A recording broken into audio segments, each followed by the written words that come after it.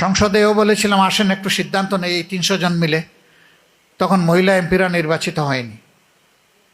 যে আমরা 300 জন মিলে সিদ্ধান্ত নেই যে আগামীকাল থেকে এই দেশে আর কোনো চাঁদাবাজি কাউকে করতে দেওয়া হবে না।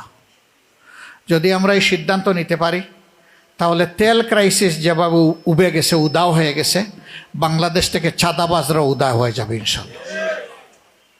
কিন্তু সাথে সাথে এও বলেছিলাম এইখানে বসা এই লোকগুলা যদি চাঁদাবাজদেরকে প্রশ্রয় দেয় এবং এখান থেকে সুযোগ নেয় তাহলে চাঁদাবাজি বাংলাদেশ থেকে বিদায় করা সম্ভব না।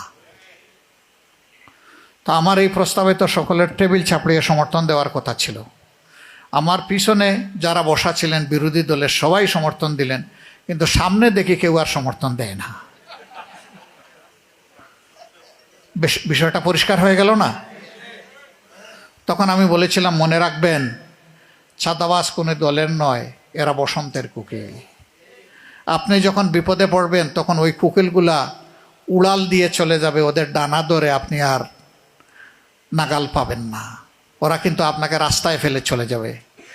বলেছিলাম মনে রাখবেন সেই পরিস্থিতি দেখে সারা বাংলাদেশ লজ্জিত হয়েছে। সুপ্রিম কোর্টের অ্যাপিলেট ডিভিশনের বিচারক তিনি তার অপকর্ম আড়াল করার জন্য পালিয়ে যেতে গিয়ে কলা পাতার উপর তিনি ঘুমিয়ে পড়েছিলেন। সেদিন আমরা যেন কেউ ভুলে না যাই। অপকর্ম করলে দুনিয়ায়ও তার পরিণতি ভোগ করতে হবে, আর আখেরাতে আল্লাহর জিম্মায় তো আছেই। আল্লাহর বিচার দুনিয়া থেকে কেউ এসকেপ করতে পারে না। আজ হোক কাল হোক, যে অন্যকে অপমান করে, যে অন্যের সম্পদ লুণ্ঠন করে, চুরি করে, তার পরিণতি কিছুটা হলেও দুনিয়া তাকে পেতেই হয়। স্বচ্ছতার সাথে রাজনীতি করেন সিংহের বাচ্চার মতো। আপনি স্বচ্ছ থাকেন, আপনি সৎ থাকেন। আপনাকে যদি সরকার পরিবর্তনের পরে কেউ আপনার গায়ে হাত দেয়, এটি হবে আপনার জন্য গর্বের। কিন্তু আপনি চুরি করে পালিয়ে গিয়ে অন্য কোনো দেশে আশ্রয় নিয়ে রাজার হালতে, রানীর হালতে থাকলেও এটি হবে বিড়ালের জীবন, এটা সিংহের জীবন নয়। রাজনীতি তারার করা উচিত, তাদেরই করা উচিত যাদের রাজকীয় মন আছে। মন যাদের ফকির তাদের রাজনীতি করা উচিত নয়। একজন ভিক্ষুকের সন্তানও কিন্তু রাজকীয় রাজনীতিবিদ হতে পারে যদি তার মনটা রাজকীয় হয়।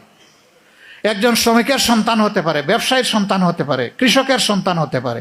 আলহামদুলিল্লাহ আমি নিজেও একজন কৃষকের সন্তান, কোনো অসুবিধা নাই। কিন্তু রাজার ঘরে জন্ম নিয়েও চুর যদি হয় তাহলে তার রাজনীতি করার কোনো অধিকার নাই, তার চুরি করা উচিত এবং চুরির দায়ে কট হয়ে তার শাস্তি নেওয়া উচিত। সমাজের আইন শৃঙ্খলা পরিস্থিতি একেবারেই ভেঙে পড়েছে।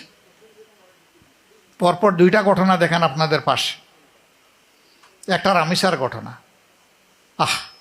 একটা ফিরিস্তা সমান মেয়ে সর্বনাশ করে গলা কেটে 2 টুকরা করে ফেলল। কোথায় আস মানবতা? আমি কালকে সিলেটে গেলাম, সেই একই ধারার আর একটা ঘটনা দেখে আসলাম। আসলে এগুলা দেখলে নিজেদের বুক ধরে রাখা যায় না। আরেকজন মা সন্তান জন্ম দিলেন, সবগুলোই ব্রিলিয়েন্ট। সমাজের এক এক জায়গায় বিশাল বিশাল মেগা শট। মা মরে পচে গিয়ে গলছেন, সন্তানের কোনো খবর নাই। এ কোন সভ্যতা? অবশ্যই এই সভ্যতার পরিবর্তন হতে হবে ইনশাআল্লাহ। এই সকল সমস্যার সমাধান কেবলমাত্র আল্লাহর বিধানের ভিত্তিতেই সম্ভব, অন্য কোনোভাবে সম্ভব নয়।